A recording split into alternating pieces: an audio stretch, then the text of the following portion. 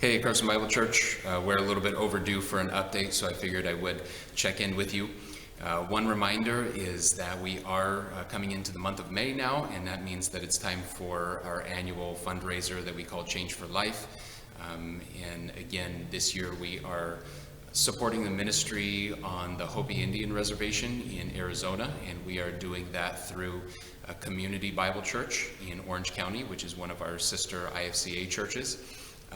And again, this time around, Change for Life is going to look a little bit more like Checks for Life. So rather than drop off a big container of change, we would ask if you could put your donations in a check. And in the memo line, you can write that your donation is intended for Change for Life, and you can drop that off with us. And all during the month of May, we'll be collecting those, and we will make sure to get those donations over to Community Bible Church, who already has a fund set up for that ministry. Please continue to keep the ministry on the Hopi Reservation in your prayers, as we do hope to partner with them in other ways in the future, and we hope to visit them in person in the not too distant future as well. One other update, especially for Carson residents, is that the city of Carson now has 2 COVID-19 testing sites, and I believe that testing is free for all Carson residents. I don't think that means that you need to hurry over to those testing sites and get tested right away, especially because they aren't taking walk-up patients at the moment. As far as I know, you have to register your appointment online. So the best place for you to get the most updated information would be the City of Carson website. They have the links for you to be able to register your appointment, as well as information for those 2 testing sites. As I said, we are coming into the month of May, and typically at Carson Bible Church, we celebrate communion on the first Sunday of each month. Last month, we were able to celebrate drive-in communion, and it was, I think, really great. It was really good for us to be able to see each other, even if it was just from our cars, and I think you enjoyed that as well. The ministry went really, really well. Unfortunately for May, we won't be doing a drive-in communion. We are going to be postponing our celebration of communion. And I know that's going to be disappointing for a lot of you, and honestly, it's disappointing for me as well.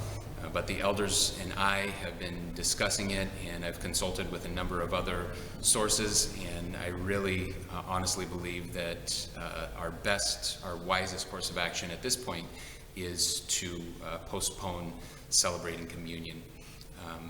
We won't be doing communion via video either. And I don't say that to badmouth other churches that are doing communion via video. Some have opted for that choice. We just feel that it's important for us to celebrate communion appropriately. And a part of celebrating appropriately means actually being gathered together in person.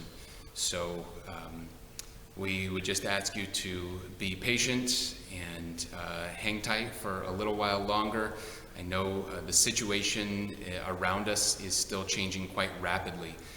Regulations change and guidelines change. I know that there are other states that are starting to open up their economies, and I know some of us are starting to get impatient and antsy, and we want some of those same things to happen here as well.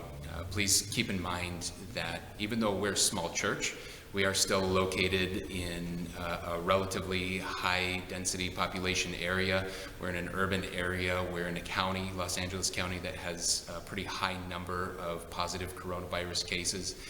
And so those are just things that we really need to keep in mind.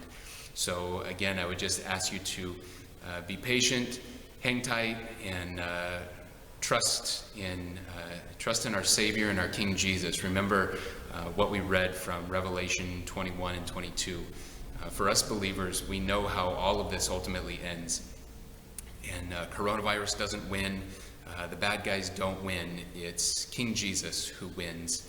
And so I would just remind you to trust in the promises of Jesus, trust in his kingdom, trust in his timing, and just rest in our salvation, as we have a great Savior and a great King.